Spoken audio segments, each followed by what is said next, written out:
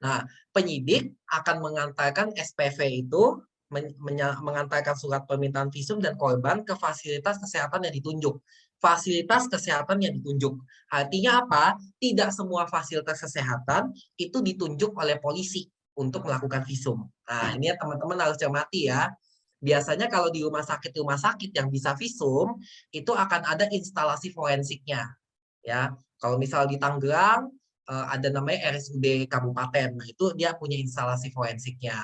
Misalnya kalau di Jakarta ada namanya Rumah Sakit Polri, nah itu dia bisa melakukan visum. Kalau di Serang ada Rumah Sakit Dr. Derajat Prawira Negara, nah itu contoh-contoh fasilitas kesehatan yang bisa menerima visum ya. Nanti dari situ dokternya menerima surat, barulah dokternya melakukan pemeriksaan forensik.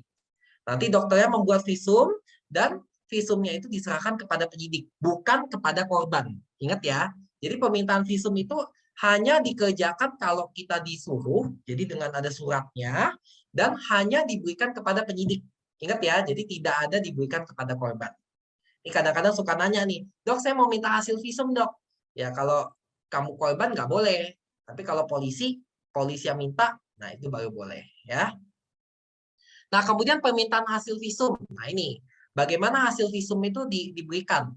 Ingat, visum et repertum dibuat atas permintaan penyidik yang berwenang. Nah, ini ada aturannya pasal 120 dan pasal 130. Dan visum itu bersifat rahasia dan hanya diberikan kepada pihak berwenang, bukan kepada pasien, ya.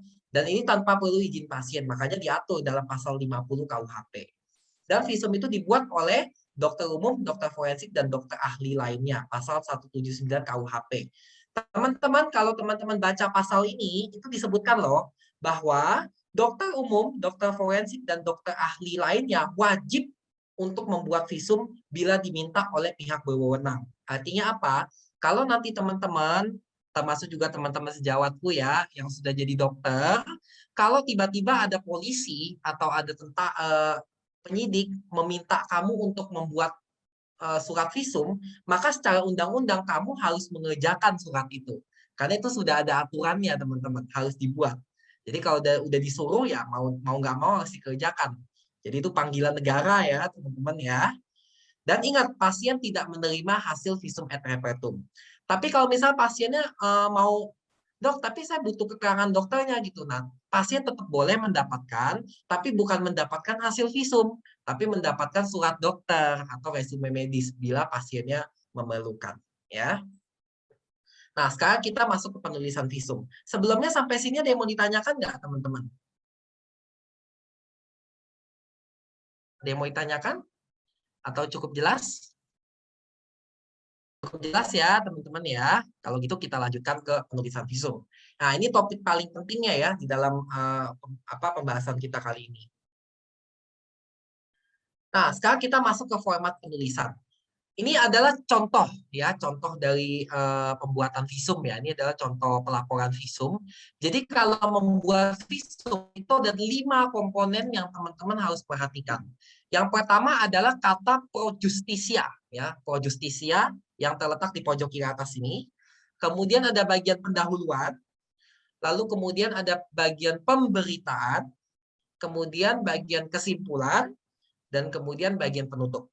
5 komponen ini harus tertulis dengan baik, tertulis dengan bagus di dalam penulisan visum et repertum. Ya. Nah, bagaimana sih cara kita menulisnya? Satu, kita menulis suatu visum et repertum itu dalam bentuk bahasa hukum, bukan bahasa kedokteran. Ya, di mana bahasa hukum itu menggunakan bahasa Indonesia yang baku, yang baik dan benar. Artinya apa? Teman-teman harus membuat visum dengan bahasa Indonesia, dengan bahasa yang jelas.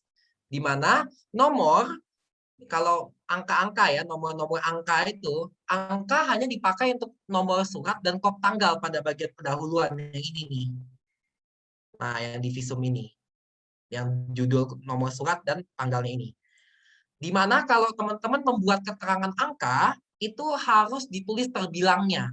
Jadi misalnya periksa tensi ada angka 120 per 80, teman-teman harus tulis kurung ini nih, dikasih kurung terbilangnya 120 per 80 mm air raksa, benar-benar harus ditulis semua ya.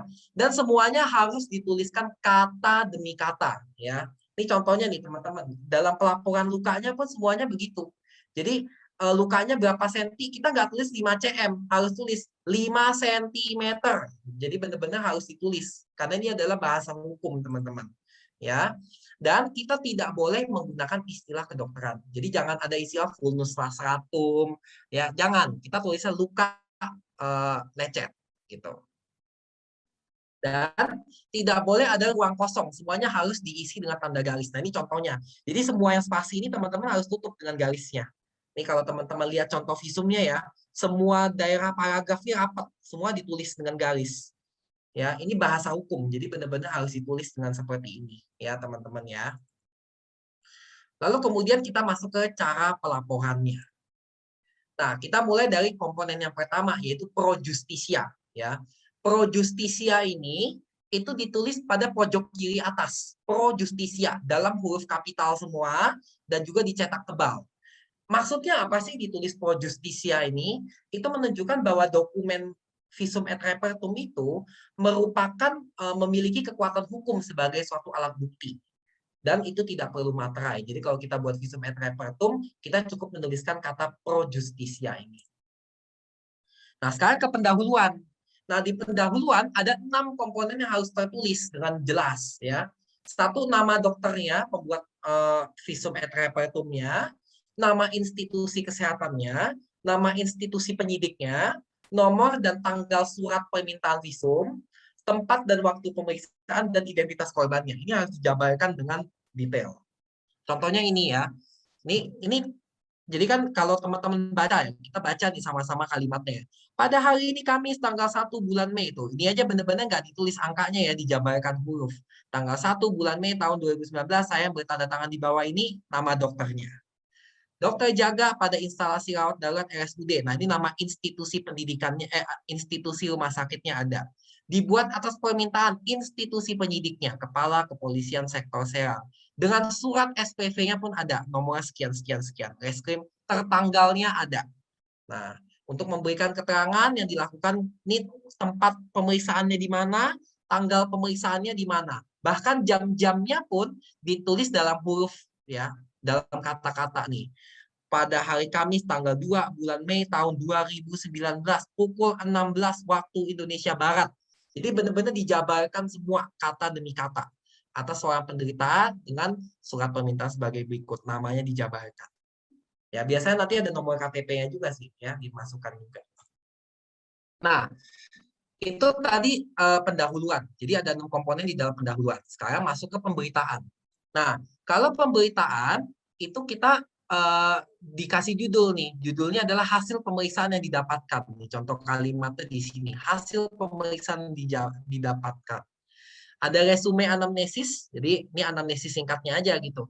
Jadi misalnya pasien datang ke instalasi gawat darurat RSUD Derajat Prawira Negara mengaku dipukul oleh beberapa orang dalam kurun 10 yang tidak dikenal korban. Nah, ini kan contoh yang simpel aja gitu. Kalau bikin anamnesanya catatnya penting-penting aja ya. Jangan cerita kalau kadang-kadang namanya kalau pasien datang ke buat visum kan biasanya sedang ribut ya. Kadang-kadang dia ada curhat juga. Ini pacar saya ini nih dari dulu gini dok, dia begini gini gini gini. Nah, itu jangan kamu masukin semua ya. Cukup yang penting-pentingnya aja gitu. Nah, dia datang dalam keadaan, nah ini keadaan umum, tampak sakit ringan, tampak sakit sedang, atau tampak sakit berat, ya. Kemudian kesadarannya, sadar penuh, nggak boleh tulis GCS ya, tulis Glasgow Coma Scale 15, ya. Kemudian tekanan darah, nadi, pernafasan, suhu ini tensi, tapi harus ditulis 120/80 mm air raksa, 96 kali per menit, jadi harus ada terbilangnya. Dan ada hasil pemeriksaan luka. Nah, ini benar-benar setiap lukanya harus dijabarkan dengan baik. Semua dijabarkan. Jadi kalau kamu dapat pasien yang habis dipukulin luka-luka, lukanya ada 100 ya siap-siap aja ya, bersabar ya, buat visumnya mencatat 100 luka tuh. Ya, jadi visumnya bisa berlembar-lembar. Jadi harus sabar ya teman-teman kalau dapat yang kayak gitu. Nah, ini benar-benar dicatat lukanya satu demi satu, termasuk lain-lain ya. Nanti ada lain-lain. Nah, lain-lainnya misalnya teman-teman menemukan temuan yang lain. Contohnya pasiennya ngeluh ada yang nyeri tekan gitu. Atau misalnya di sekitar lukanya ternyata ada barang bukti yang penting, misalnya ada bercak darah, ada serpihan tanah. Nah, itu teman-teman harus deskripsikan juga. Dan juga tindakan medis yang diperlukan. Nah, ini harus dijabarkan dengan detail. Misal pemeriksaan medis, dilakukan pemeriksaan medis berupa pemeriksaan darah lengkap misalnya, pemeriksaan pemeriksaan treponema antigen atau pemeriksaan VDRL itu benar-benar mesti dijabarkan semua. Penjahitan lukanya harus dijabarkan detail juga. Dilakukan penjahitan luka dengan menggunakan benang dilakukan penjahitan luka dengan menggunakan benang silek ukuran 3,0 dengan jumlah 5 jahitan secara, nah itu benar-benar harus dijelaskan detail. Termasuk penderita dipulangkan dengan pemberian obat-obatan. Nah, resep dokter harus dijabarkan juga, diberikan obat-obatan berupa paracetamol atau asam efenamat itu dijabarkan semua. Ya. Panjang ya teman-teman ya, ini soalnya inti dari pembuatan suatu visum. Kemudian kesimpulannya. Nah, kesimpulannya judulnya teman-teman tulisnya kesimpulan titik 2 garis ya. Resume luka. Nah, resume luka itu berdasarkan jenis dan area besar tubuhnya aja. Jadi contoh gini, pada penderita laki-laki yang menurut keterangan lahir pada tanggal 11 bulan Desember tahun 2001, nah, ditemukan luka terbuka pada kepala, luka lecet pada leher, lengan kanan, lengan kiri. Jadi nggak perlu detail. Kalau tadi kan benar-benar detail nih, yang di bagian pemberitaan semua dijabarkan dengan terperinci. Kalau ini kita merangkum saja, jadi lukanya ditemukannya di mana aja gitu. Nah, termasuk tindakan medis yang diperlukan. Ya, ini di bagian kesimpulan. Nah, kadang-kadang di dalam bagian kesimpulan itu dokter bisa memberikan pendapat. Jadi jenis luka tersebut adalah luka ringan atau jenis kekerasannya adalah kekerasan tajam atau kekerasan tumpul. Ya, nggak boleh meskipun kita tahu bendanya, meskipun pasiennya cerita ya, dok ini saya dibacok pakai pisau, kita nggak boleh sebut itu pisau, karena dalam pemeriksaan belum tentu kita bisa membuktikan itu pisau. Jadi kita hanya bisa mengatakan bahwa ini adalah jenis kekerasan tajam atau tumpul. Kalau misalnya ada tanda-tanda keracunan, ya kita bisa menemukan ini tanda-tanda ini cocok dengan tanda-tanda keracunan karena misalnya HCl, hidrogen klorida gitu.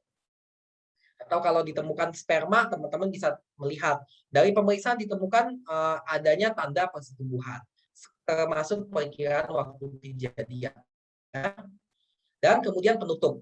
Di bagian penutup ini ada satu kalimat, tinggal teman-teman copy paste aja. Demikian visum et repertum ini dibuat dengan sejujur-jujurnya, mengingat sumpah jabatan sesuai dengan Kitab Undang-Undang Hukum Acara Pidana KUHP. Nah, ini teman-teman copy paste dan terus tambahin mengetahui dokter spesialisnya dan dokter yang pemeriksa. Nanti teman-teman tanda tangan di sini. Itu deh cara membuat visum. Ya, itu untuk membuat perbagiannya. Sampai sini ada yang mau ditanyakan nggak? Habisnya aku mau bahas ke pencatatan lukanya, ini yang lebih detailnya lagi. Ada yang bingung sampai sini? Ini garis besarnya. Nanti biasanya sih teman-teman kalau kerja diminta untuk membuat visum, teman-teman bisa ambil contoh aja nih, contoh-contoh dokumen visum sebelumnya ya, dalam membuat visumnya. Ada yang mau tanya nggak sampai sini? Nggak ada ya, cukup jelas ya. Oke, belum ada yang tanya. Oke, kita lanjut ya. Sekarang kita masuk ke aturan pencatatan luka. Jadi apa aja sih yang harus kita perhatikan kalau dalam mencatat luka? Ya, ada 6 komponen yang cara penulisannya. 1, lihat area tubuhnya. Lukanya di daerah mana? Ya, untuk area tubuh ini bukan anatomi ya. Jadi bukan bahasa anatomi, harus bahasa Indonesia. Jadi misal pipi kiri, pipi kanan, pelipis kiri, pelipis kanan, atau misal leher sebelah kiri, atau dada sebelah kiri, kiri bawah, atau perut, nah kayak gitu ya. Jadi jangan pakai istilah anatomi. Dan ada namanya koordinat luka secara subu X dan koordinat luka secara subu Y. Nanti kita akan bahas di slide habis ini. Kemudian ada jenis lukanya, apakah dia luka sayat, luka sobek, luka lecet geser, luka bacok, luka tusuk, dan sebagainya. Ukuran lukanya, panjang kali lebar kali kedalaman lukanya, disertai titik-titik keterangannya ya. Kalau ada nyeri tekan, ada berdarah, disertai pendarahan, atau serpihan tanah, bercak darah, atau kalau pada luka tembak bisa ada klaim tato gitu ya.